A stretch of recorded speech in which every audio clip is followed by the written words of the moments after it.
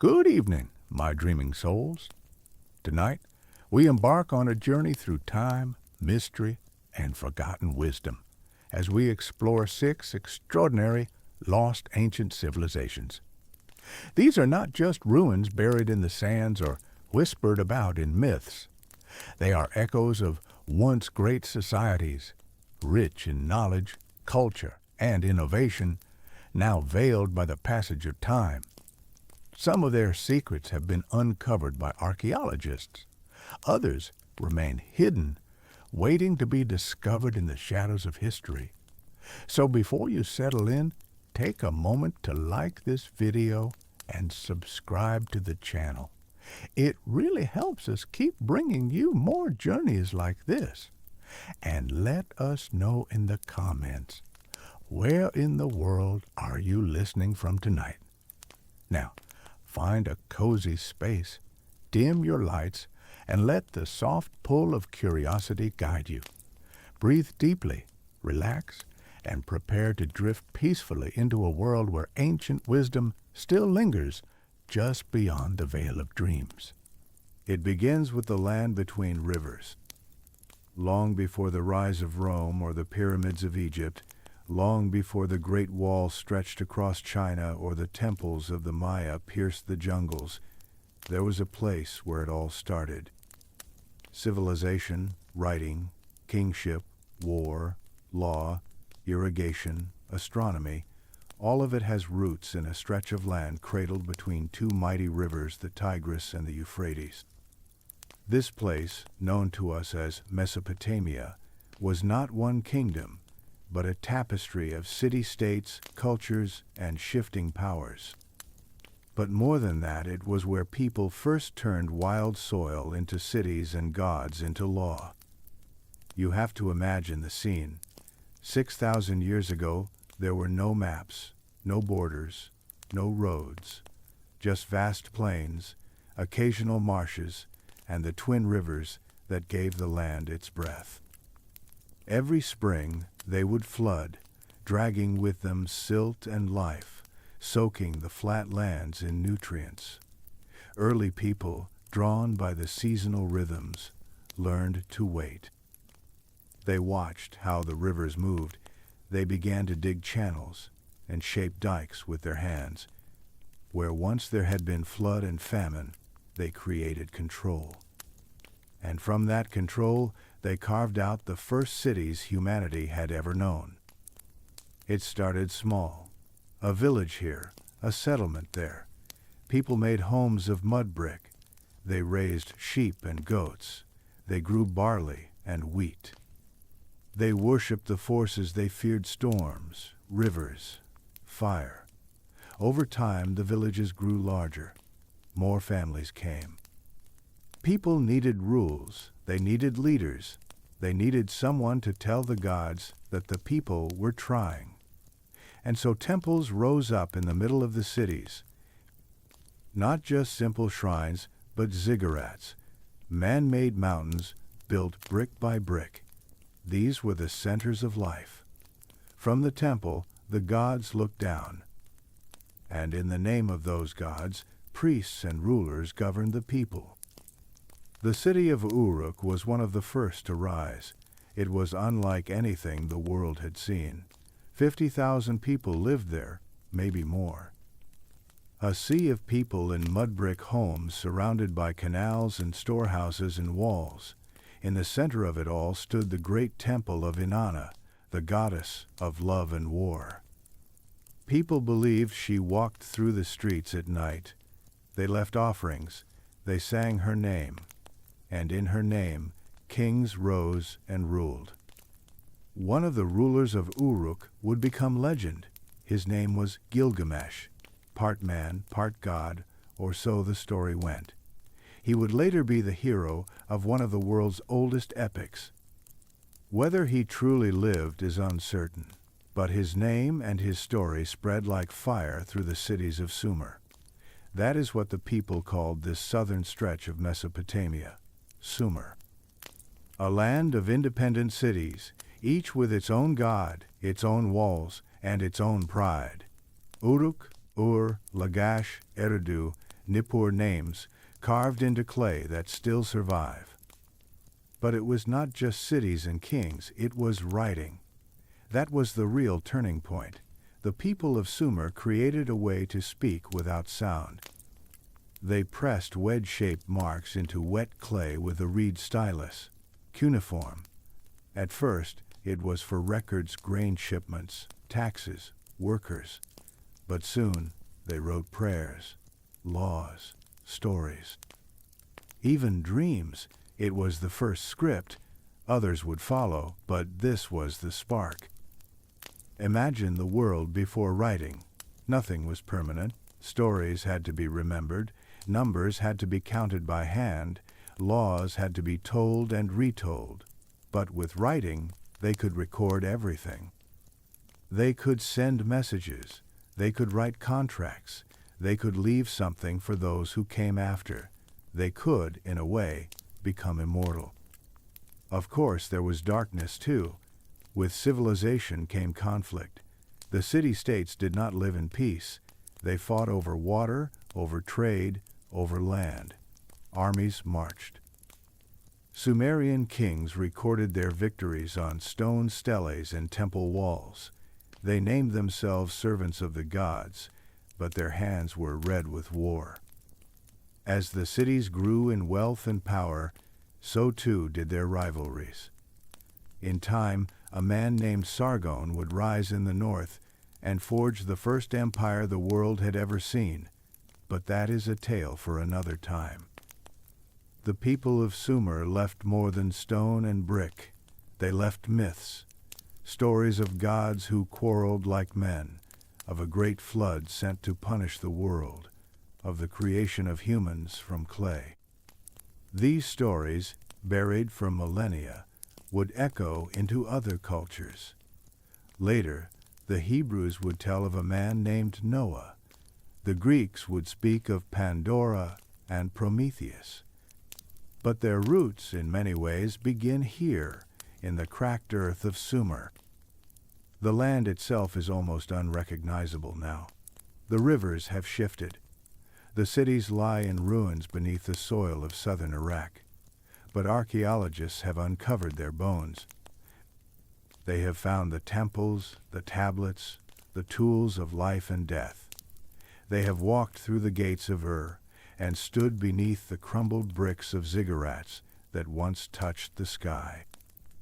And even now, thousands of years later, it feels strangely familiar. The need to write, the urge to build, the desire to make something last. It all started here, in the land between rivers. This was the first breath of civilization, and it was only the beginning. It is easy to forget that the cities of ancient Mesopotamia were not simply ruins and myths, but living, breathing places filled with ordinary people. Long before kings carved their victories in stone and priests read omens in the stars, life unfolded in the narrow streets between mud-brick homes.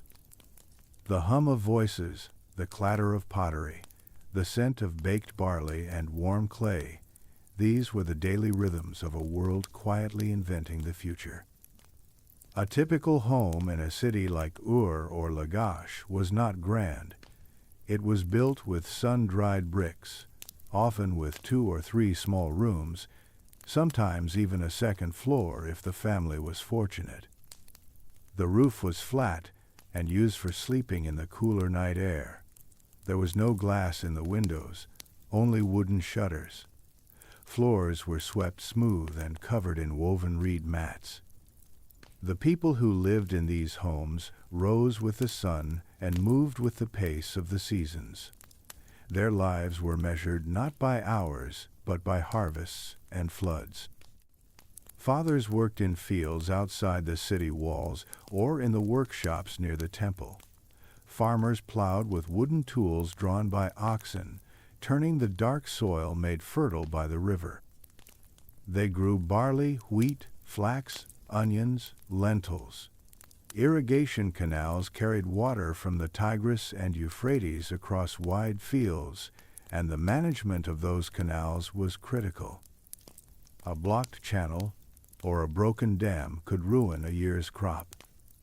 So, even in the earliest days, the work of farmers was tied to the decisions of city officials and overseers who watched the flow of water like priests watched the skies. Inside the cities, craftsmen shaped the goods of daily life.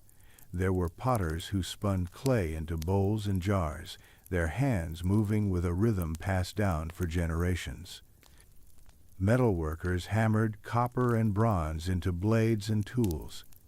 Weavers made cloth from wool and flax, their looms clacking in courtyards open to the air. And there were builders, skilled in the art of brick and bitumen, who laid the foundations of temples and homes with an eye for balance and strength. Markets were where the city truly came alive. There was no coinage, not yet. Trade was built on barter, trust, and careful records. A farmer brought bundles of grain. A fisherman offered dried carp from the river. Traders from far beyond the city walls arrived with donkeys laden with goods, obsidian from Anatolia, lapis lazuli from distant mountains, cedar wood from the forests of Lebanon. Deals were made with handshakes, nods, and occasionally clay tokens pressed into tablets to mark the transaction. Scribes sat in shaded corners of the market, recording trades and promises, contracts and debts, the hum of life captured in cuneiform. Children learned early. Boys might be sent to temple schools if their families were wealthy or connected. There they learned the complicated art of writing, memorizing dozens of symbols and their meanings. It was not easy.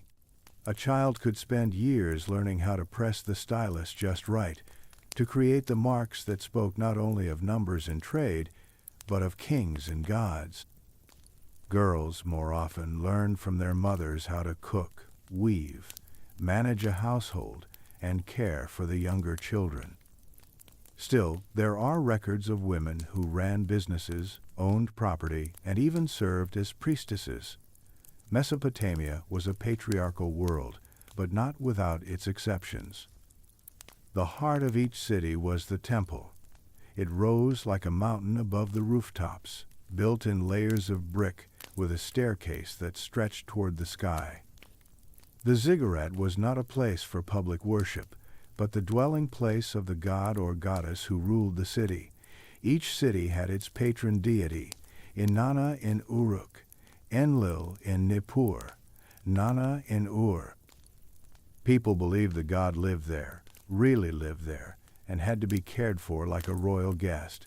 Priests brought food offerings, cleaned the statue, dressed it in fine cloth.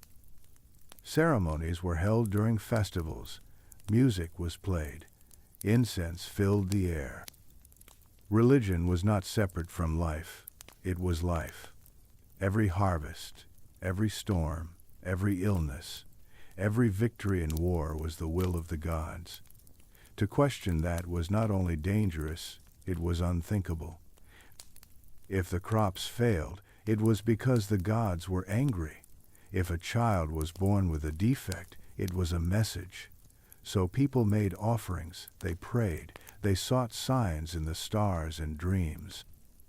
And when the unknown came, they turned to the priests and seers who claimed to understand the divine.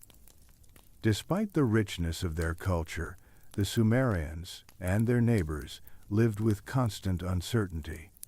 Floods could wipe out whole villages. Drought could turn canals into cracked mud. Armies from other cities or from the rising powers in the north could march in and tear down what had taken generations to build. So the people adapted. They rebuilt. And in rebuilding, they refined their cities, their laws, their systems. Bit by bit, the civilization grew more complex. One of the greatest changes came not from kings or priests, but from clay and ink. The scribes, those quiet men who sat in the shade with tablets and styluses, were shaping the memory of the world. They were not just recording trade deals. They were writing hymns, poems, legal rulings, letters between rulers, school exercises, jokes, even instructions for brewing beer. Through their hands, the voice of Mesopotamia was recorded line by line, word by word. Thousands of those tablets still survive, buried under centuries of dust. Some are cracked, some are incomplete, but many still speak. You can read them. You can hear their voices. A man worrying about his lost ox, a woman pleading for her inheritance, a teacher correcting a student, a king declaring his right to rule. They are not distant, not strange. They are us, only older. So when you picture Mesopotamia, do not see only the ruins and the empires. See the little girl learning to grind flour. See the old man watching the sky from his roof. See the priest whispering a prayer as he places a bowl of dates before a stone goddess. This was a world not of legends, but of people. Real people in a real place, living real lives. And yet, something was shifting. Power was rising in the north, and with it, a man who would change everything. But that is for the next part of the story. North of the ancient cities of Sumer, beyond the flat floodplains and the glinting canals, another world was taking shape. It was not as old as Uruk or Eridu, but it was growing fast. This was the land of Akkad. Less is known about it than Sumer, but what we do know comes from the stories told about a man who would reshape Mesopotamia forever. His name was Sargon. He was not born in a palace. He was not the son of a king. According to later legends, he was the child of a humble woman, perhaps even left floating in a basket on a river, rescued and raised by a gardener. It is hard to know where the myth ends and the truth begins, but this much is clear: Sargon rose from obscurity to carve out the world's first empire. At the time, Sumer was still a patchwork of city-states, each proud and independent, each ruled by its own king and guided by its own god. They fought one another often, but none had managed to dominate the whole. That was about to change. Sargon first served as a cupbearer to the king of Kish, a respected city to the north. A cupbearer was not a servant in the way we think of one now. He was close to power, trusted, present at the highest councils. And at some point, Sargon saw his chance. He seized control of Kish and began to march south. One by one, the cities of Sumer fell to him. Some surrendered, others fought. Either way, Sargon was relentless. He did not just take cities, he absorbed them. He stationed governors. He established supply lines. He built a standing army that moved as one, loyal not to a city or a temple, but to him. His reach spread beyond Sumer, into Elam in the east, and far toward the west. For the first time in recorded history, a single ruler controlled all of Lower Mesopotamia, and he would not stop there. This was not conquest for the sake of glory alone. Sargon had a vision. He wanted unity. He wanted permanence, and so he founded a new city, Akkad. Its location has never been found, lost to time and shifting earth, but it was the heart of his empire. From Akkad, Sargon ruled for more than 50 years. He was not just a warlord. He was an organizer, a strategist, a builder. Under his rule, the Akkadian language spread, replacing Sumerian in administration and inscriptions. It did not erase the old culture, but it built on it, blended it, made it something new. The empire of Akkad was unlike anything that had come before. Trade routes stretched across mountains and deserts. Goods flowed in from the Persian Gulf, the Levant, and beyond. The wealth of the empire was staggering, and Sargon made sure his image was known throughout it. His likeness, carved into stone, was set in temples and gates. His name appeared on tablets from distant towns. He was not just a king, he was the king, chosen by the gods to rule the world. But empires are not held together by swords alone. They require administration, supply, diplomacy, and fear. Sargon was skilled in all of them, but even he faced resistance. The South never fully accepted Akkadian rule. Revolts flared up again and again. Temples resented the new governors. Scribes and priests, who had lived under centuries of local kings, did not give up their power easily. Still, Sargon crushed the uprisings and held the empire together until his death. After him came his grandson, Naram-Sin. And with Naram-Sin, the empire reached its peak and its breaking point. Naram-Sin was bold, ambitious, and ruthless. He declared himself a god, a living deity, the king of the four quarters of the world. That title alone tells you everything. No longer just the land between rivers, no longer just Mesopotamia.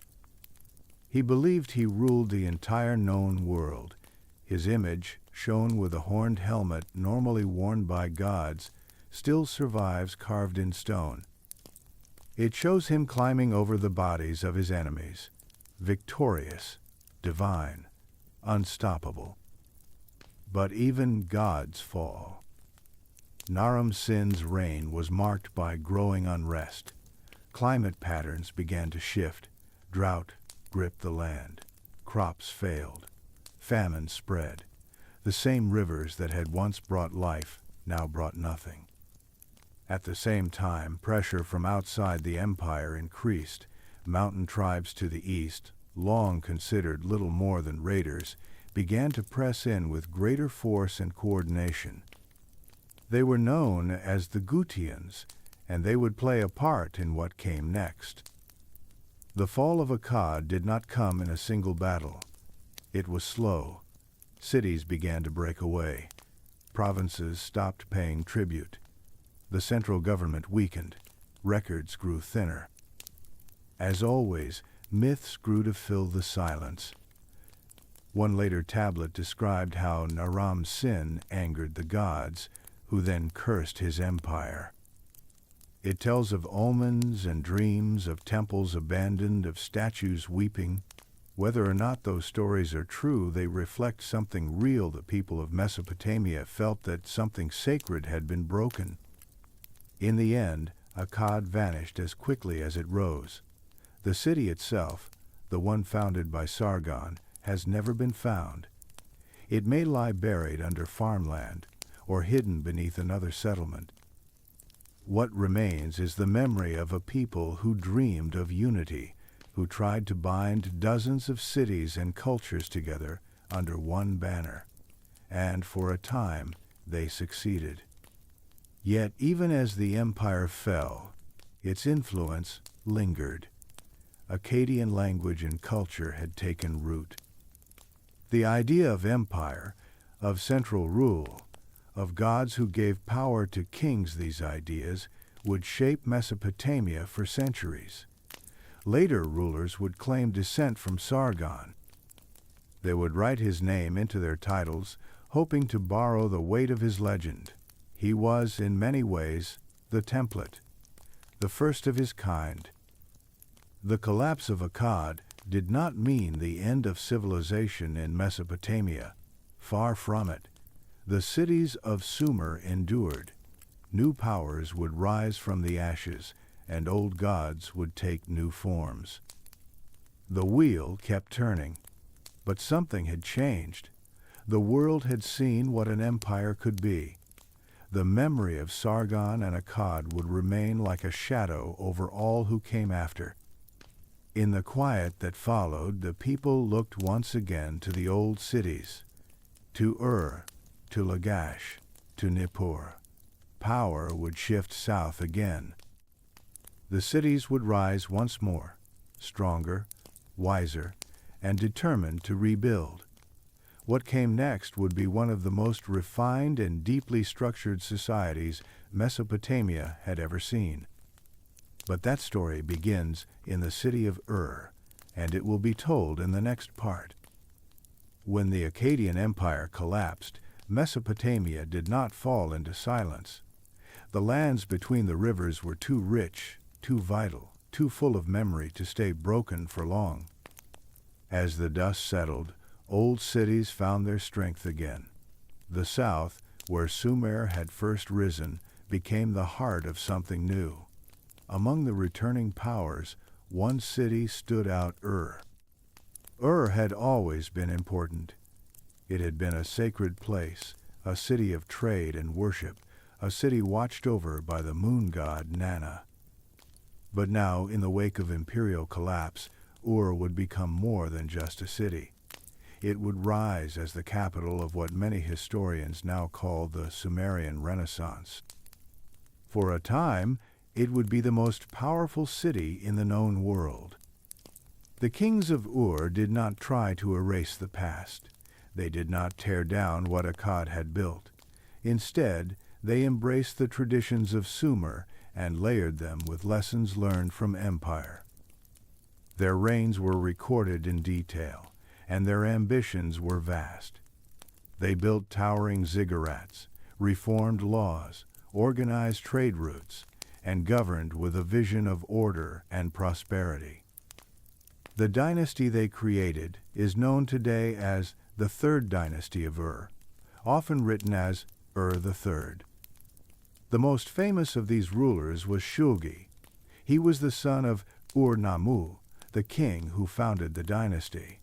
But it was under Shulgi that the city reached its peak. He ruled for nearly half a century. That kind of reign was rare, even dangerous. A long rule could bring either stability or slow decay. In Shulgi's case, it brought a flowering of administration, culture, and control. He did not just call himself king, he claimed divinity. Like Naram-Sin before him, he declared himself a god, and his court began treating him as one. But Shulgi was more than just grand titles. He was a builder. He expanded the great ziggurat of Ur, that stepped pyramid of mud brick that still stands in broken majesty today. He built roads between cities, stationed guards along the routes, and created a system of way stations for travelers. He unified weights and measures. He standardized the calendar. Under his rule, scribes compiled and copied texts, creating schools and libraries that helped preserve Sumerian knowledge for centuries. He was also a man of ambition and ego. In hymns written during his reign, Shulgi praises himself with almost comic self-love. He claimed to be the fastest runner, the wisest judge, the most skilled warrior, the best singer. Whether those claims were true or not did not matter. What mattered was that he shaped the image of kingship in his time. He presented himself as both divine and capable, a bringer of order in a world that always seemed on the edge of chaos. And yet, even in this golden age, shadows were forming. The strength of Ur III came from its central authority. That was its glory, and in time it would be its weakness. The government was massive and detailed. There were governors, inspectors, tax collectors, scribes, generals, and priests, all reporting back to the capital. The system worked, but it was heavy. To feed the center, the countryside had to be taxed, organized, and kept in line. Dissent could not be tolerated. Rebellion could not be allowed. And so the state grew rigid, cautious, at times brutal.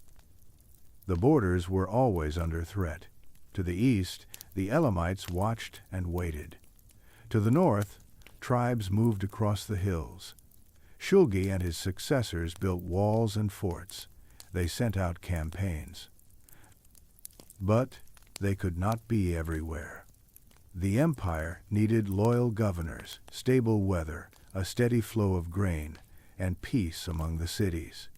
That was asking a lot from a land as unpredictable as Mesopotamia. When Shulgi died, his sons continued his work. They maintained the temples, the canals, the archives. But they also faced growing unrest. The outer cities began to resist the central control. The flow of tribute slowed. The priesthood, once an ally, grew wary of royal power. Famine struck in some areas. Floods damaged others.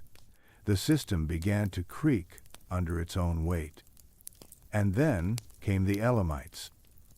They had watched from their highlands in the east, seen the wealth of Ur, and bided their time. Around 200 years after the fall of Akkad, they struck. Their armies moved fast, breaking through defenses, sacking cities, and reaching deep into Sumer. Ur, the great city of the moon god, the pride of the southern plain, was taken. The temples were looted, the palace was burned, the statues of kings were toppled. The city that had once claimed to rule the world was left in ruins. There are texts that survive from the time of Ur's fall. They are haunting. One lament, known as the Lamentation for Ur, reads like a dirge. It speaks of the city's destruction as if the gods themselves had turned their backs. The river no longer flowed. The fields gave no grain. The people cried out, and no one answered. The ziggurat stood empty, the god gone. It was not just the end of a city, it was the end of an era. And yet, even after the fall, the legacy of Ur endured. Its scribes had preserved Sumerian culture in a way that no previous city had. Its law codes, its literature, its religious practices, all were passed down to the cities that would rise next. Babylon, for example, would absorb much from Ur and build something even greater from the ashes. The story of Ur is a reminder. In Mesopotamia, nothing stayed the same for long. Rivers changed course. Kings rose and fell. Cities burned and were rebuilt. But the threads of memory, the stories and systems and beliefs, were never truly lost. They were carried forward, written in clay, echoed in prayers, and rebuilt in new forms. As Ur fell, the stage was being set for a new city to rise, one that would take the dreams of Sumer, the ambition of Akkad, and the order of Ur, and turn them into something that would shape history for centuries. That city was Babylon, and its story begins next. In the quiet after the fall of Ur, the land between the rivers entered yet another period of uncertainty. The mighty ziggurat of Ur still stood, but its altars were cold and its halls were hollow.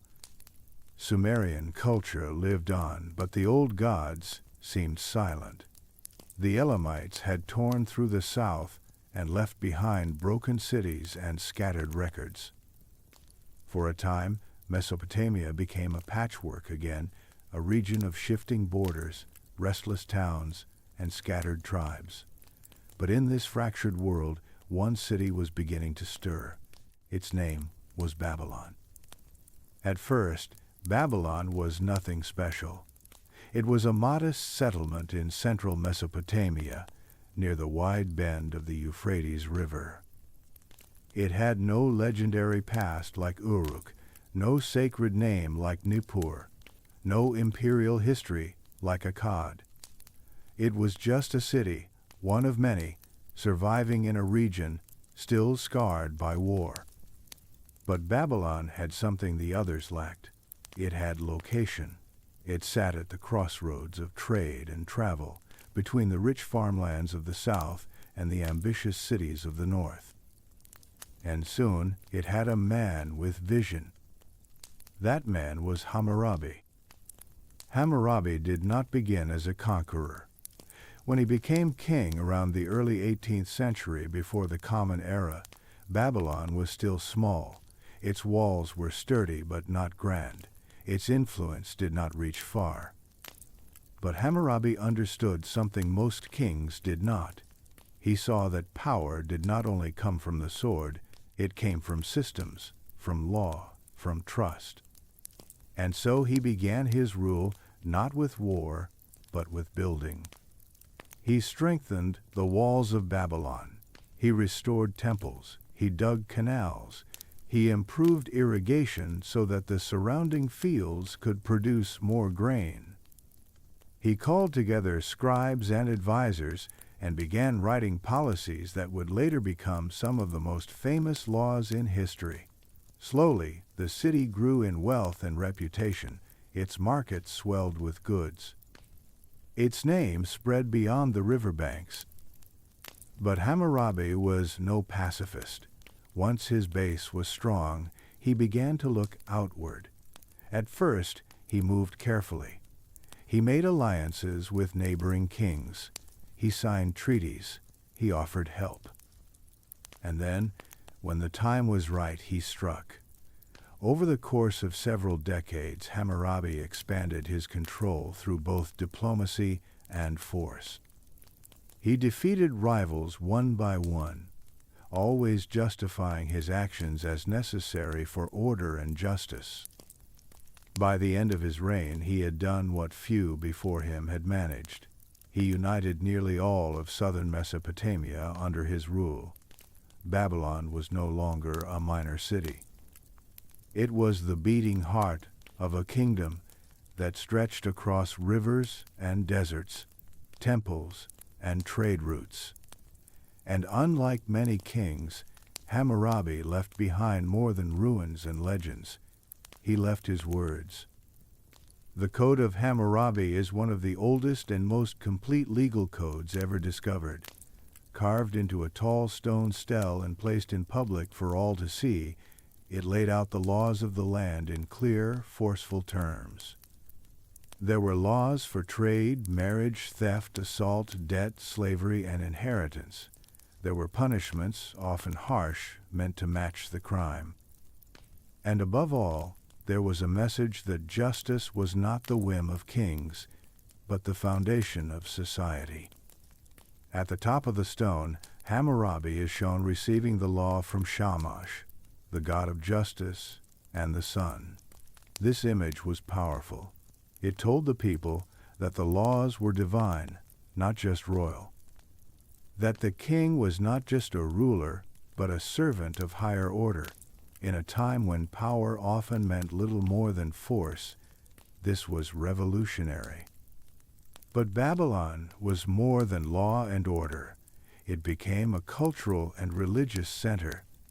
The god Marduk, once a local deity, rose to prominence. Under Hammurabi and his successors, Marduk was declared king of the gods.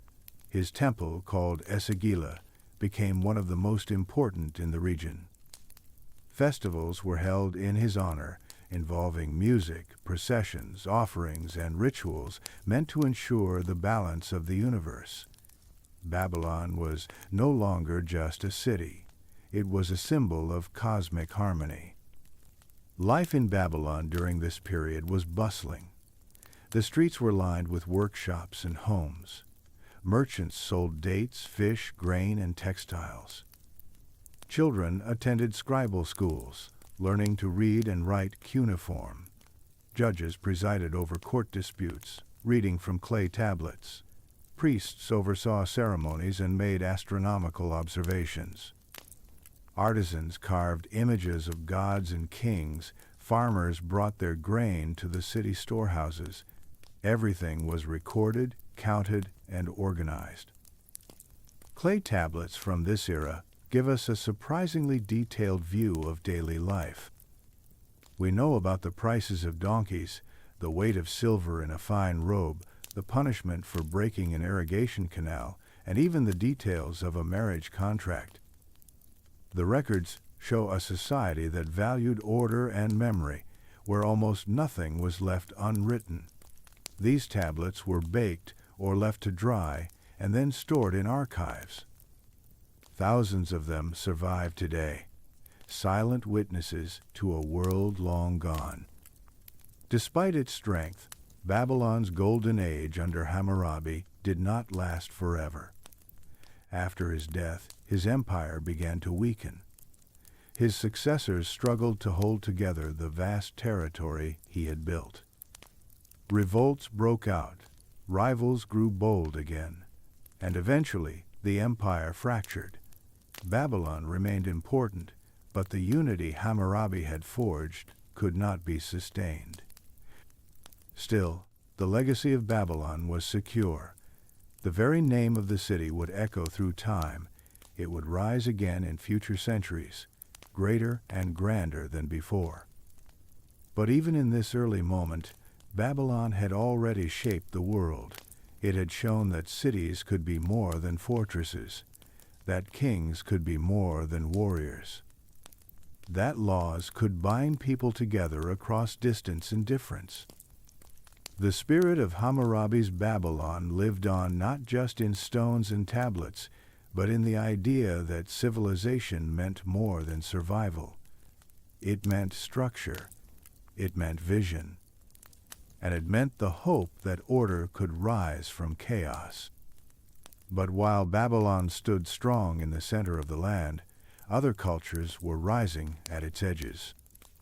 One in particular, older than Babylon itself, had begun to fade from view, even as its ideas continued to echo in temples, in trade routes, and in the very shape of writing itself. In the final part of this series, we will turn to the forgotten ones. The people whose names were buried but whose fingerprints remain: the Hittites, the Hurrians, the Ablates, and the others who walked alongside the giants of Mesopotamia before the world was ready to remember them. Long before the pyramids cast shadows on the Nile, and long before the marble columns of Athens rose toward the sky, the people of Mesopotamia were already building their world. They had mapped the stars, carved the laws, raised the ziggurats, and whispered to the gods. Their voices, shaped in clay, still echo today. But this story is not only about the great cities Uruk, Ur, Akkad, Babylon. It is also about those who walked beside them, whose names faded sooner, but whose stories still matter. Beyond the wide rivers and fertile fields, there were other lands and other people. To the north and west lived the Hurrians, mountain folk with a language of their own, whose culture would later shape the kingdoms of Anatolia and Syria. They were traders, warriors, musicians. Their myths blended with those of Mesopotamia, and their names appear on clay tablets from temples and palaces. Though their cities were never as grand, they contributed to the great conversation of civilization. Then there were the Hittites. They would rise later, farther north, in the highlands of what is now Turkey. At first, they were seen as outsiders, strange, distant, less refined. But over time, they learned from the older cultures of Mesopotamia. They borrowed scripts, copied legal codes, adapted rituals, and in doing so, they preserved and passed forward pieces of Sumerian and Akkadian knowledge that might have otherwise been lost. To the east were the Elamites, fierce, often in conflict with the cities of Sumer and Akkad. They were both enemies and mirrors. Their capital, Susa, was a rival to Ur and Babylon. They raided and conquered, but they also traded, wrote, built temples, and ruled for centuries. Their language was unique, their traditions complex. And though they were often cast as invaders in Sumerian records, the truth is more complicated. They were part of the same world, different voices in the same song. Further west still, there were the Amorites, nomads from the deserts and hills who entered Mesopotamia over generations. At first, they were seen as a threat, rough, uncultured, foreign. But in time, they became kings. Hammurabi himself was of Amorite origin, and through rulers like him, the Amorites helped shape the very heart of Mesopotamian civilization. They did not destroy the cities they entered. They adopted them, ruled from them, and gave them new life. This pattern was the rhythm of Mesopotamian history. Old powers fell, and new ones rose in their place. Cultures clashed, blended, borrowed. Gods were renamed, rewritten, merged. The Sumerians created the blueprint. The Akkadians expanded it. The Babylonians refined it. And countless others left their fingerprints on its walls, its words, and its memory. Even as cities were sacked and empires fell, the core of what Mesopotamia had built remained. Writing survived. Law survived. The idea that people could live together under rules, protected by order, guided by ritual and tradition that survived. The clay tablets outlasted the kings. The stories endured longer than the stone. Eventually, the center of power would shift again. Assyria would rise in the north, building cities of towering stone walls and palaces filled with carvings of war and conquest. Babylon would rise once more, reaching a height under Nebuchadnezzar that would be remembered for centuries, its hanging garden spoken of as a wonder of the world. And later, the Persians would come. Then the Greeks, then the Romans, each bringing something new, each leaving something behind. But all of them, in some way, carried a piece of Mesopotamia forward. By the time the last cuneiform tablet was written, the world had already changed. The old gods were quiet. The ziggurat stood empty. The reed stylus was replaced by pen and ink. And yet, the spirit of Mesopotamia the deep, human need to understand the world, to name it, to record it, to build something that would last never disappeared. Today, the ruins of those cities lie buried under centuries of dust. The rivers have changed course. The temples are broken. The palaces are rubble. But archaeologists have walked those ancient streets. They have uncovered the tablets, deciphered the signs, and breathed life back into the voices of a world that once was. We know how Sumerians baked bread, how Akkadians marched into battle, how Babylonian priests read the stars. We know the words of kings, the fears of merchants, the dreams of scribes. We know how people lived, how they loved, how they died. And in knowing that, we are reminded of something simple and profound. They were people, just like us. They argued and believed. They worked and rested. They sang and mourned. They asked questions. They feared the unknown. And they tried in their own way to leave a mark.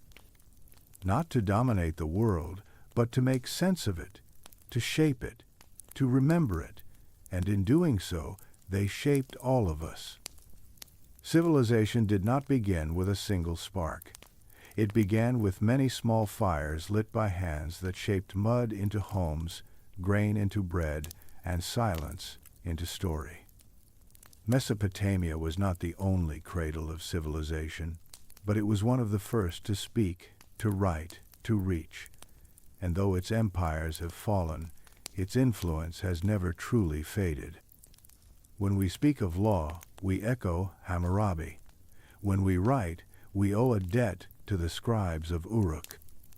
When we plan cities, balance accounts, divide land, or tell stories about gods and heroes and the nature of fate, we are, in some way, continuing a tradition that began thousands of years ago between the Tigris and the Euphrates.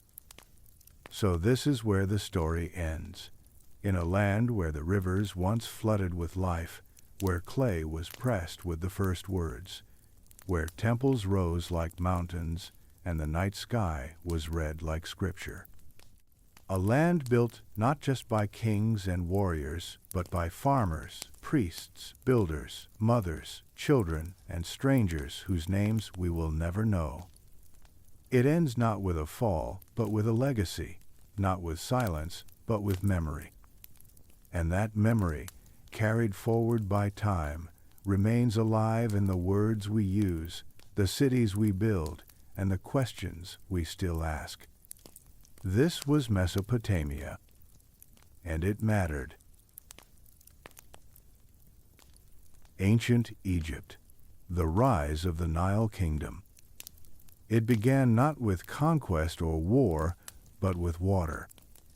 Before the pyramids, before the pharaohs, before names like Ramses or Cleopatra echoed across centuries, there was a river, the Nile, a ribbon of life stretching across a land of desert and stone.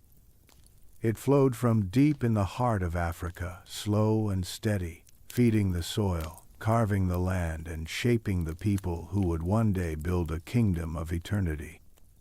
In the earliest days, there were no cities, no crowns, no written names, only small communities that watched the river and learned to live with its moods. Each year, the waters rose in the summer and flooded the valley. The flood brought silt, rich and dark, perfect for growing food. Wheat, barley, vegetables, all of it pulled from the soil left behind by the Nile's generous overflow. People began to settle. They learned where to plant, when to harvest, how to shape canals and dikes to guide the river's strength. These early farmers did not build monuments. Their homes were simple, their tools were basic, but they understood something deep, that the river was not just water, it was time, it was order. It was the spine of their world. And slowly, over generations, those small riverside communities grew into something more. Villages became towns. Towns became regions. Each had its own leader, often a strongman or priest, someone who could speak for the gods and organize the people. Over time, two great regions formed Upper Egypt in the south, where the Nile ran narrow between cliffs, and Lower Egypt in the north, where the river fanned out into a rich green delta.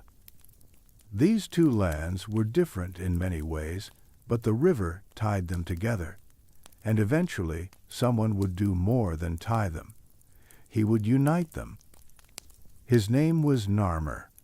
At least, that is the name historians have given him, based on ancient inscriptions found carved into stone. Some say he was the same man as Menes, the legendary king written about by later Egyptian scribes. Whoever he truly was, around 5,000 years ago, he accomplished something that would shape the entire future of Egypt. He brought the two lands together. With diplomacy, with warfare, with ceremony, he became the first king of a unified Egypt.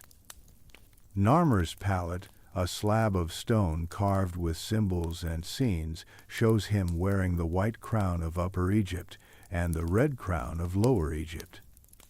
It shows him striking down enemies, leading processions, offering tribute to the gods. It is not just a work of art, it is a political message, a declaration that for the first time, Egypt was one. From that unity, the first dynasty was born, and with it, Egypt entered a new age one of writing, administration, ceremony, and power. The rulers were no longer just strongmen or tribal chiefs. They were kings, and more than that, they were divine. Not gods in theory, but living gods, chosen by the heavens to bring order to the world. The Egyptian word for king, Nesu, meant more than ruler. It meant connection between earth and sky, between people and gods. In the early dynasties, the capital was likely Memphis, near the meeting point of Upper and Lower Egypt. From there, the pharaoh governed the land like a farmer governed his field. He appointed officials. He oversaw irrigation. He directed labor for temples and tombs. But most importantly, he maintained Ma'at, the Egyptian concept of truth, balance, and cosmic order. Ma'at was more than a belief. It was the foundation of everything. The seasons followed Ma'at. The stars moved according to Ma'at.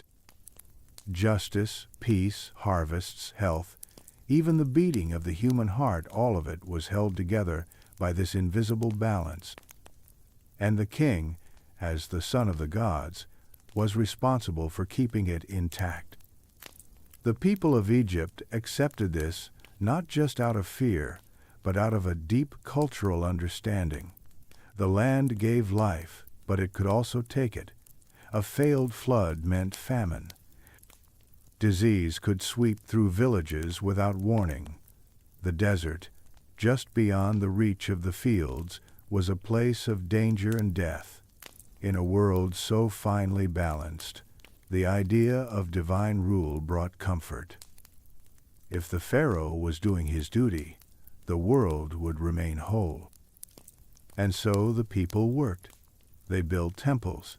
They carved stone. They stored grain. They brought offerings. Life was not easy, but it was stable, predictable, connected to something greater. By the time the third dynasty arrived, Egypt had grown into a true state, and under the reign of a man named Djoser, the kingdom would make a leap that would change the landscape forever. Djoser's advisor was a man named Imhotep. He was not a king, not a priest, not a soldier. He was something rarer, a thinker, a designer, a man of ideas. Imhotep is remembered as the architect of the step pyramid at Saqqara, the first monumental stone structure in Egyptian history. Before this, tombs had been simple, mastabas, flat-roofed buildings of mud brick, but Imhotep stacked mastabas one atop another, creating a staircase to the heavens. It was not just a tomb. It was a symbol, a declaration that the pharaoh would not only rule in life, but also in death. The step pyramid was the beginning. After it came more pyramids, larger, sharper, more precise. Each one a monument not just to a man, but to the entire system that made Egypt what it was. A system built on the river, on the calendar, on the people, and on the idea that some lives were eternal. By the end of the Old Kingdom, Egypt had reached a peak that few civilizations had ever touched. It had writing, it had religion, it had administration, and above all, it had continuity. The Nile flooded, the people farmed, the temples prayed, the pharaoh ruled. But time does not stand still. Even the strongest kingdoms face drought, division, and change. What rose beside the river would, in time, stumble. But before that fall, Egypt would give the world something extraordinary. The Great Pyramid.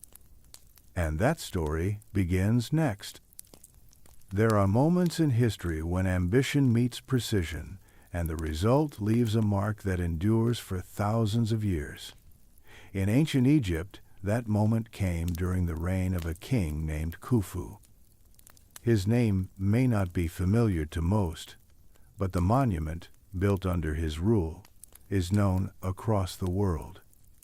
It stands not just as a tomb, but as a message carved in stone, a message that whispers across time. It is called the Great Pyramid of Giza. Khufu ruled during the Fourth Dynasty, around 4,500 years ago. His reign marked the height of the Old Kingdom, a period often called the Age of the Pyramids. By this time, Egypt had already been unified for centuries. The power of the pharaoh was absolute. The priesthood was organized. The administration was efficient. The people, though divided by role and class, shared a common belief that the king was the living connection between the gods and the world. To prepare for death was to prepare for eternity. Egyptians did not believe death was the end. It was a passage, a journey, a transformation. The body had to be preserved. The soul had to be guided. And the tomb had to be ready, not just to protect the dead, but to honor them, to elevate them into the divine.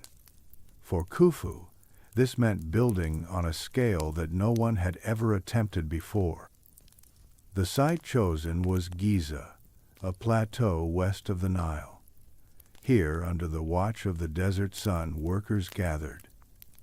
They were not slaves, as often imagined, but organized laborers, craftsmen, and engineers. Many were paid in food, clothing, and housing. They came in rotating shifts, working in teams, each responsible for specific parts of the process. Some were quarrymen, cutting limestone from nearby cliffs. Others transported granite from Aswan, hundreds of miles upriver. Some hauled the blocks. Others shaped them with copper tools and polished them to fit with a precision that still astonishes modern engineers. The scale of the task was staggering. The Great Pyramid originally stood at nearly 500 feet tall, with more than 2 million stone blocks. Some weighed more than 50 tons. And yet, the angles are perfect. The base is almost exactly level. The orientation aligns almost precisely with the cardinal points. It is not simply large, it is deliberate. Inside, passageways twist upward and downward, leading to chambers sealed with great slabs of stone. There are no lavish decorations, no gold-covered walls, no elaborate texts. This was a place of purpose, not display. It was meant to protect the king in the afterlife and ensure his rebirth among the stars. Ancient texts suggest that the pharaoh's soul would rise to the heavens and take its place among the gods, particularly among the circumpolar stars, which never set. These were called the imperishables. Eternal, unchanging. Around Khufu's pyramid, smaller pyramids were built for queens and family members. Boat pits were dug, with full-sized solar barges buried beside them, meant to carry the pharaoh's soul across the celestial river. Temples were added for rituals and offerings. The complex was alive with purpose. It was not just a grave, it was a spiritual machine, a place where heaven and earth met. Khufu's son, Djedefre, and his successor, Khafre, continued the tradition. Khafre's pyramid, slightly smaller but built on higher ground, appears taller. In front of it sits the Great Sphinx, carved from a single limestone outcrop. It has the body of a lion and the head of a king. Who that king was is still debated. Some say it was Khafre himself. Others suggest it may be older, but its gaze has never wavered. It looks east toward the rising sun, a symbol of renewal and rebirth. These monuments were not built in isolation. They were part of a larger vision. The state mobilized resources, food, labor, and stone in a scale never seen before. Villages near the pyramids housed workers and their families. Granaries, bakeries, breweries, and medical stations supported the workforce. Ostraca shards of pottery have been found with notes and names, schedules and jokes, showing that these workers were not faceless labor.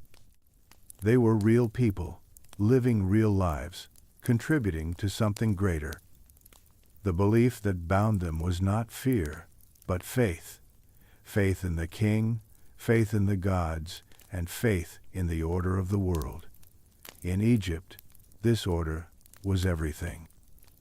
The concept of ma'at, truth, balance, harmony, ran through every part of life. The Nile flooded on time, the stars returned in their season, and the king maintained the balance. When the system worked, the people thrived. But even as the pyramids rose, change was coming. The cost of such grand constructions was immense.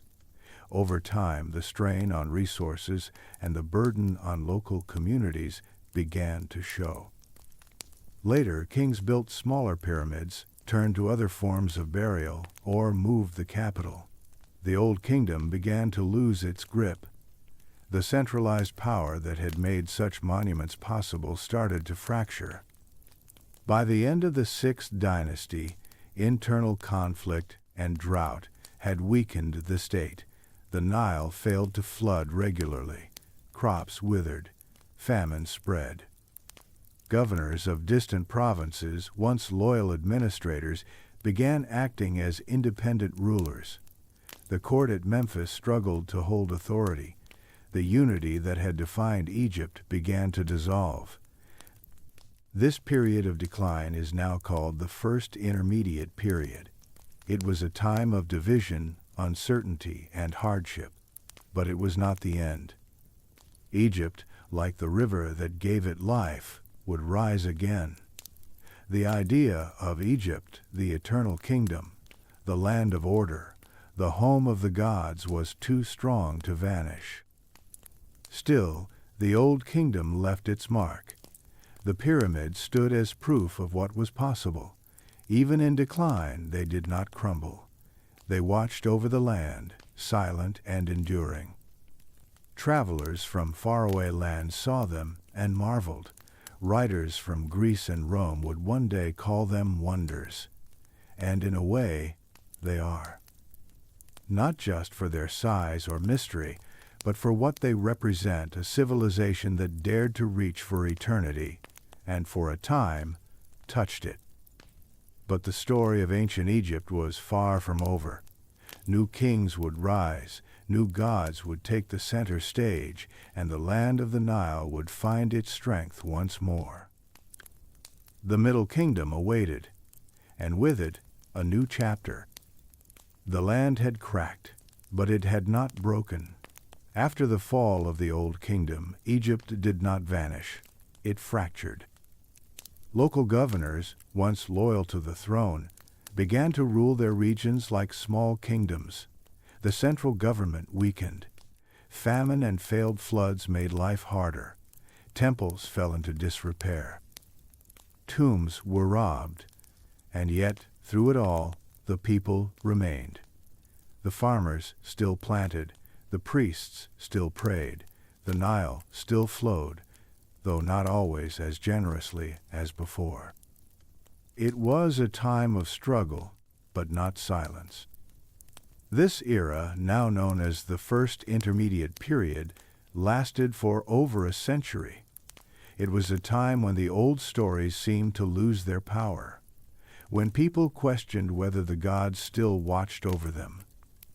The Great Pyramids stood in the north, but they were relics now, empty, distant. The kings who once commanded from Memphis had lost their hold.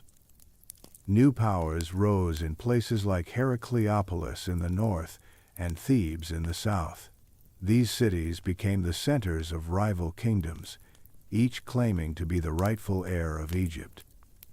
It was from Thebes that a new dynasty would rise, one that would reunify the land and breathe life back into the kingdom. The man who began that process was Mentuhotep II. He ruled from Thebes, a city far to the south, and after years of slow, careful conquest, he succeeded where others had failed. He brought the two lands back together under a single crown. It was not as sudden or as grand as Narmer's first unification, but it was just as important. From this moment, the Middle Kingdom began. Mentuhotep was not a pyramid builder. His tomb, carved into the cliffs at Deir el-Bahari, was different. It blended architecture with the natural rock, setting a tone that would influence future generations. His reign marked a return to central authority, but it was a softer power, more focused on administration than monument. He reorganized the provinces, appointed loyal officials, and re-established control over trade routes and resources. The temple system was rebuilt. Order returned, slowly but surely.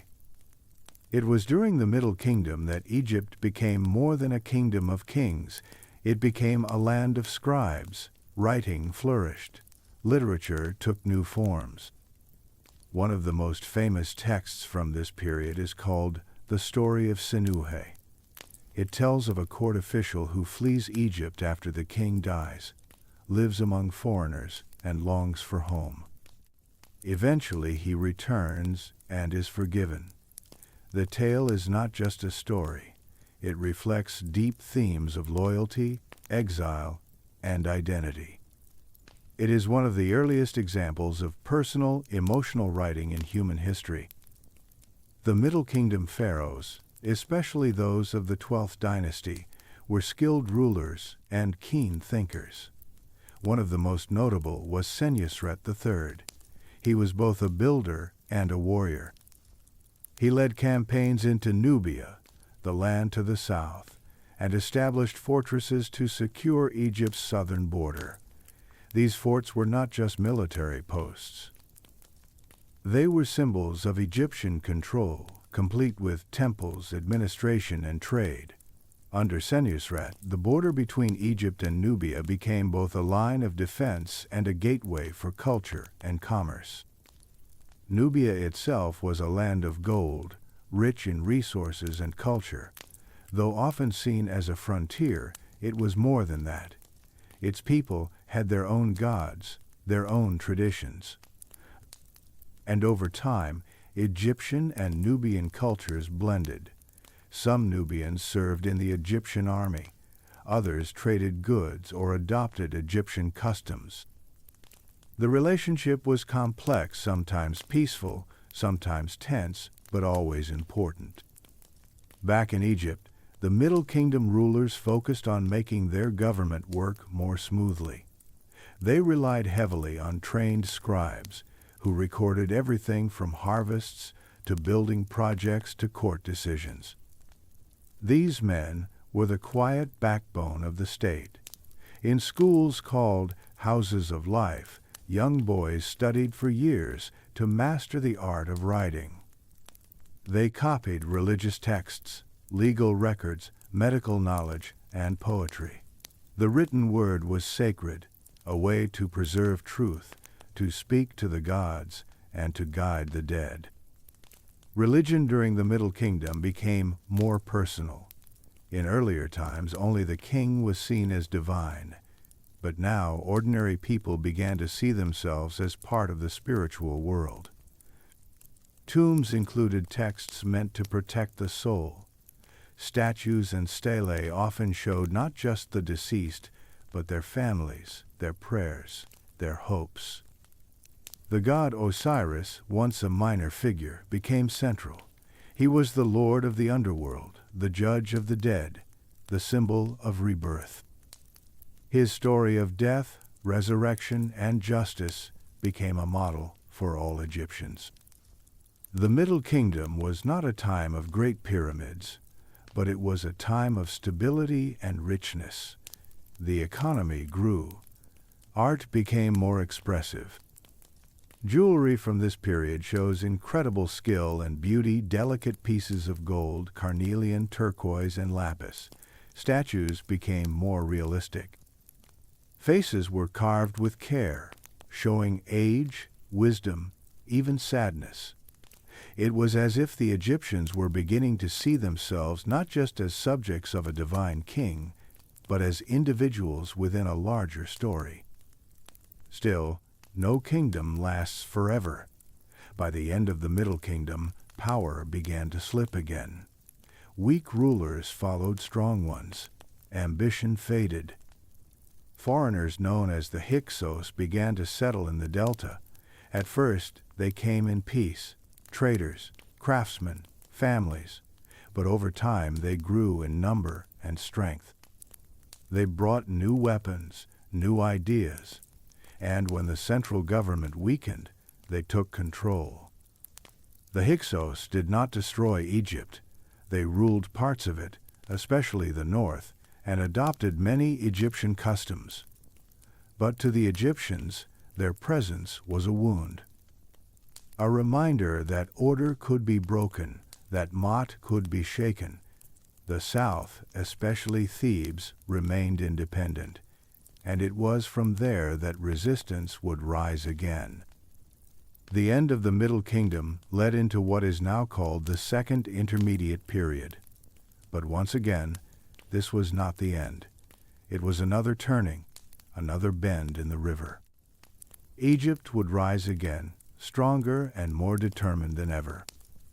The new kingdom was coming, the age of empire, the time of warriors and builders, of queens and conquerors. But even in that bright future, the lessons of the Middle Kingdom would remain the value of order, the strength of writing, and the quiet power of faith. The new kingdom did not begin with triumph. It began with resistance. For nearly a century, Egypt had been fractured. The north was under the control of the Hyksos, foreign rulers who had come from the Levant and settled in the delta. They brought new tools and weapons, including horse-drawn chariots and improved metalwork. Their capital was Avaris, and their influence stretched far. But in the south, the city of Thebes remained free, and in Thebes, a family of determined rulers began to rise. These rulers were not yet great pharaohs. They were local kings, regional leaders fighting to preserve what remained of Egyptian tradition. The most famous of them was Seqenenre-Tao. He died in battle, his skull later found with terrible wounds, likely from Hyksos weapons. His son Kamose continued the fight, pushing northward, attacking Hyksos fortresses. But it was Kamose's brother Ahmose who would finish what they had started. Ahmose was young when he came to the throne, but he was ready. He led a series of campaigns that drove the Hyksos out of Egypt, city by city, stronghold by stronghold. His final victory at Avaris marked more than the end of a war. It marked the beginning of a new era. Egypt was whole again, and this time it would not look inward. It would look out beyond its borders toward the world. The new kingdom was different from what had come before. The old focus on internal harmony, on balance and ritual was still there. But now it was joined by ambition. The kings of this era were warriors and empire builders. They ruled over a powerful, wealthy, and centralized state. They raised armies, sent envoys, collected tribute, and expanded Egyptian control across the Near East and into Nubia. They built temples larger than any ever seen before. Their names were carved into obelisks, tombs, and cliffsides, and some of those names would echo forever. Thutmose III was one of the first great kings of this new age. He was a child when he came to the throne, and his stepmother, Hatshepsut, ruled as regent. But when he took full control, he proved to be a brilliant military leader.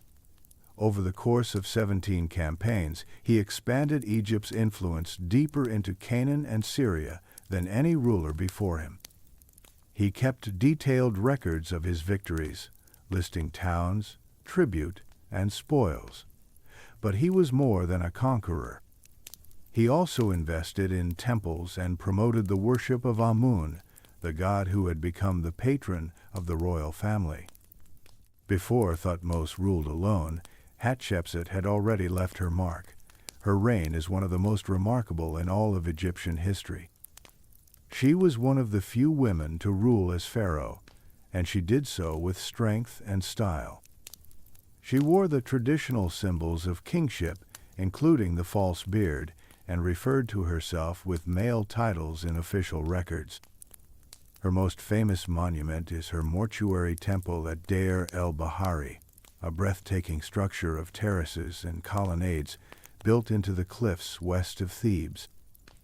She launched expeditions to the land of Punt, bringing back incense, gold, and exotic animals.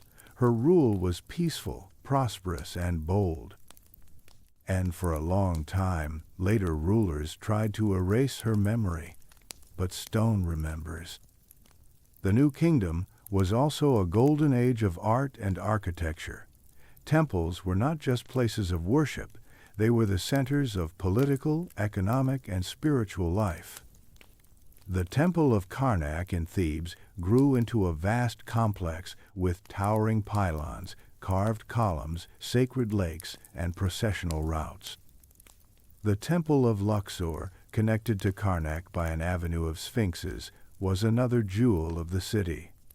These temples were not built in a year or even a lifetime. They were expanded, added to, and rebuilt by generation after generation of kings. In the far south, in Nubia, Egypt built new temples to display its power and secure its resources. One of the most impressive was at Abu Simbel, a masterpiece carved into the rock by Ramses II. 4 colossal statues of the king stare across the desert, guarding the entrance to the temple. Inside, scenes show Ramses in battle, especially the famous Battle of Kadesh, where he faced the Hittites. Though the battle was likely a draw, the walls tell a story of Egyptian glory and divine favor. Ramses ruled for more than 60 years. His reign was long, filled with building projects, campaigns, and political maneuvering. He fathered dozens of children, filled temples with his image, and even moved the capital north to a city called Pi-Ramesses. To his followers, he was a living god. And in time, he would be remembered as the greatest pharaoh of them all. But his greatness was not only in war. He signed one of the first known peace treaties in history with the Hittites, carving it into temple walls in both Egypt and Hatti. It spoke of eternal friendship, mutual support, and the will of the gods to keep peace. But even as Egypt reached these heights, cracks began to form. The wealth of the empire attracted enemies. Sea peoples, mysterious invaders from across the Mediterranean, began to appear on Egypt's shores. Trade routes were threatened. Allied cities in the Levant rebelled or fell. Internally, the power of the priesthood, especially the priests of Amun, began to rival the pharaoh's authority. Taxes increased, resources stretched thin. One king tried to change everything. His name was Akhenaten. He closed the temples of Amun, erased the names of old gods, and built a new city called Akhetaten. He declared that only the sun disk, Aten, was divine. His art was strange and personal. His rule was radical. But when he died, Egypt quickly turned away from his vision. The old gods returned. His successors, including the boy king Tutankhamun, restored the temples, reopened the sanctuaries, and tried to erase the memory of what had been. Tutankhamun is famous now not for what he did, but for what was found. His tomb, discovered in the early 20th century, was nearly intact. Gold, jewels, chariots, and statues filled its chambers. His death mask became a symbol of ancient Egypt around the world. But in his own time, he was a minor figure, a child king who ruled briefly during a time of recovery. As the new kingdom drew to a close, Egypt still stood, but it no longer reached as far or shone as brightly. The treasury was not as full, the army not as strong. The once mighty power that had stretched across empires began to pull inward. The third intermediate period followed, another time of division and foreign influence. But the memory of the new kingdom would never fade. It was a time of greatness, of ambition, of vast temples and towering statues. A time when Egypt looked beyond its own borders and made its mark on the world. And though other ages would follow and other empires would rise, the stories of Hatshepsut, Thutmose, Akhenaten, and Ramses would live on carved into stone, painted on tomb walls, and passed from one generation to the next. They would remind the world that once, on the banks of the Nile, a civilization dared to dream of eternity and came remarkably close. The power that had once shaped an empire was beginning to slip away. After the glory of the new kingdom, Egypt entered a long and uneven descent. It did not fall in a single moment or under a single blow. Instead, it faded slowly, over centuries, through a mix of internal divisions, foreign invasions, shifting alliances, and changes in the world beyond its borders. But even in decline, Egypt remained a land of deep memory and cultural strength. Its temples still stood, its rituals still echoed, and its people still believed in the old ways, even as new powers arrived. As the new kingdom weakened, the priests of Amun in Thebes grew stronger. Their influence rivaled that of the pharaohs. In the north, other rulers claimed authority. Egypt was no longer a unified kingdom. It was a patchwork again, ruled by competing dynasties and local lords. This period is now known as the Third Intermediate Period, and it was marked by fragmentation and uncertainty. Yet even in this time, Egypt was not forgotten. It remained a rich and symbolic place. Its grain fields still fed armies. Its temples still drew pilgrims. Its craftsmen still produced goods valued across the Mediterranean. So when foreign powers looked toward Egypt, they saw both weakness and opportunity. The first great wave of foreign rule came from the west. The Libyans, long neighbors of Egypt, had slowly settled in the delta. Over generations, they had adopted Egyptian customs, language, and beliefs. Some of them rose to power and formed their own dynasties. These Libyan pharaohs ruled parts of Egypt, building temples and maintaining many traditions. But the unity of the land remained broken. Then came the Nubians from the south. Once subjects of Egyptian empire, the Nubians had built their own strong kingdom in the region of Kush. They had adopted many Egyptian ways. Their kings wore pharaonic crowns, built pyramids, and honored Egyptian gods. In time, one of those kings, Paye, marched north and conquered Egypt. His campaign was not only military, it was spiritual. He saw himself as a restorer of the true faith, a protector of the temples and the gods. The Nubian rulers, especially Paye and his successors, brought a brief renaissance.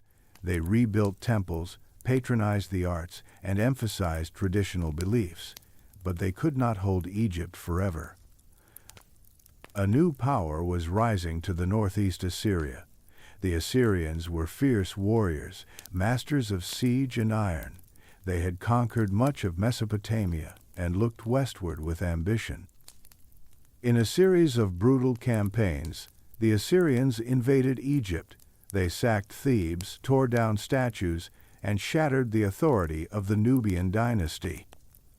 The land was left reeling, its cities battered, its unity broken once more. The Assyrians did not stay long, but their presence left a mark.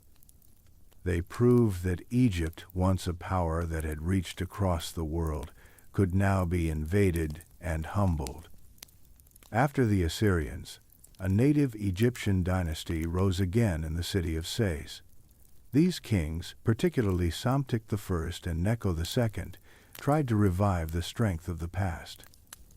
They restored temples, strengthened the army, and opened Egypt to foreign trade and influence. Greek mercenaries were hired. Ships sailed farther. The capital shifted, reflecting new priorities. For a time, it seemed Egypt might find a new path forward. But beyond the eastern deserts, history was changing. The Persians, under Cyrus the Great and later Cambyses, expanded their empire to engulf Mesopotamia, Central Asia, and eventually Egypt itself. In 525 before the Common Era, Cambyses conquered Egypt, adding it to the Persian Empire. Egypt became a satrapy, a province ruled by Persian governors. To many Egyptians, this was a bitter pill. Their land, so long a beacon of continuity and pride, was now ruled by foreign kings who spoke different tongues and worshipped different gods. Some Persian rulers tried to respect Egyptian customs. Others did not. Revolts flared up. Temples were desecrated, and yet Egyptian identity endured. The priests continued their rituals. The scribes copied ancient texts. The people prayed as they had always prayed, waiting for a time when native kings might return. That time came briefly. The 28th, 29th, and 30th dynasties brought native rulers back to the throne. These kings tried to rebuild and defend Egypt's independence, but their time was short. In 343 before the Common Era, the Persians returned, harsher than before. Their second occupation was marked by deeper unrest and destruction. And then, everything changed. In 332 before the Common Era, a young Macedonian general crossed into Egypt. His name was Alexander. The Egyptians did not resist him. They welcomed him as a liberator, perhaps even as a pharaoh. He visited the oracle at Siwa, where the priests declared him the son of a god. Alexander founded a new city on the Mediterranean coast. He named it Alexandria. After his death, his empire was divided. Egypt fell into the hands of one of his generals, Ptolemy. And so began the Ptolemaic dynasty Greek rulers in Egyptian land, blending Greek and Egyptian culture in ways both strange and beautiful. The Ptolemies built libraries, temples, and palaces. They spoke Greek, but honored Egyptian gods. They wore Egyptian crowns and followed Egyptian rituals, but their court was Greek in style and language. This period brought new energy, especially in Alexandria, which became one of the greatest cities of the ancient world. Its library, though later lost, was legendary. Its lighthouse, one of the seven wonders, lit the coast for travelers and traders. Scholars came from every corner of the known world to study there. But in the countryside, many Egyptians lived as they always had, farming along the Nile, worshipping at local temples, and holding tightly to traditions that had survived millennia. The last and most famous of the Ptolemies was Cleopatra VII. She was intelligent, politically sharp, and deeply aware of her heritage. She spoke Egyptian, unlike many of her predecessors. She ruled during a time of great pressure as Rome expanded its power across the Mediterranean. Her alliances with Julius Caesar and later with Mark Antony were strategic, born of survival and vision. But her gamble did not succeed. After the Battle of Actium and her death in 30 before the Common Era, Egypt became a Roman province. The temples remained open. The statues still stood. But Egypt was now a part of something larger, ruled from far away. The last pharaoh had fallen. Even so, the memory of Egypt remained. Roman emperors visited and honored the ancient gods. Temples continued to function. Art and architecture carried echoes of the old ways. And when Christianity arrived, it too built on the deep spiritual heritage of the land. For thousands of years, Egypt had been more than a place. It had been an idea of order, eternity, balance, and divine kingship. Even as power shifted, that idea never fully disappeared. The sands covered some of the temples.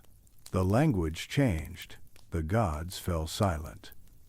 But the spirit of ancient Egypt still whispered through the land. In the next and final part of this story, We will return to that spirit, to the people, beliefs, and wonders that still hold the world's imagination long after the crowns turn to dust. In the end, what remains is not a single king or a single temple. It is a memory carried in stone, in sand, in stories passed from one age to the next. Egypt, more than most civilizations, understood time. It respected the cycles, the rise and fall of power, the return of the floodwaters, the slow journey of the sun across the sky. It built with the patience of people who believed the world would keep turning long after they were gone, and in many ways they were right. Long after the last pharaoh vanished into history, the spirit of Egypt endured. It lived in the temples, in the carvings, in the worn faces of statues whose eyes still seem to follow you. It lived in the Nile, still flowing, still feeding the same land it has shaped for thousands of years. It lived in the stars, where the ancient Egyptians believed the soul would rise and join the imperishable ones, the stars that never set.